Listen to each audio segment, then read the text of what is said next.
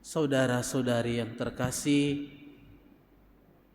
penginjil Markus dalam Injil yang kita dengarkan pada hari ini menceritakan bahwa ketika Yesus masuk dan mengajar di rumah ibadat di kota Kapernaum, orang-orang takjub mendengar pengajarannya.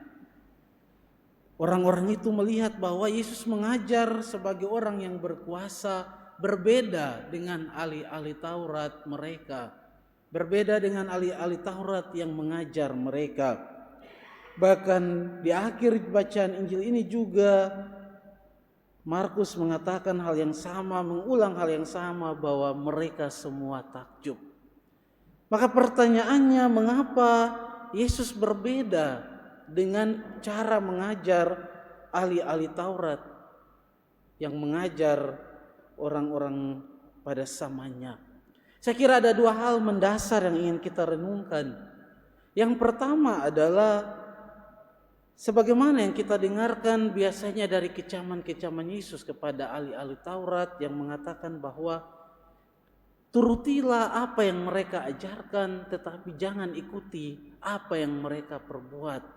Atau di bagian lain dari Injil, Yesus mengatakan bahwa kamu hanya mengajar orang, meletakkan beban-beban besar, berat atas orang, dan kamu sendiri tidak menyentuhnya. Para ahli Taurat hanya mengajar dan tidak melaksanakannya. Dan berbeda dengan Yesus, apa yang diajarkan, apa yang dikatakan, kemudian mendaging dalam perbuatan-perbuatannya. Bukan hanya pribadi Allah yang mendaging dalam diri Yesus, tetapi sabda itu sendiri, sabda yang dikatakan oleh Yesus itu kemudian mendaging dalam perbuatannya. Dan itulah yang membedakannya. Hal itulah yang dalam orang modern katakan sebagai integritas, kesesuaian antara kata, pengajaran, dan perbuatan. Dan yang kedua adalah kata-kata pengajaran yang dikeluarkan oleh ahli Taurat seringkali tidak membawa pengharapan. Ya, kita ingat apa yang dikatakan oleh ahli Taurat ketika Yesus makan bersama dengan pemungut cukai dan orang-orang berdosa. Mereka kemudian berkata, dia makan dengan mereka yang disisihkan oleh masyarakat.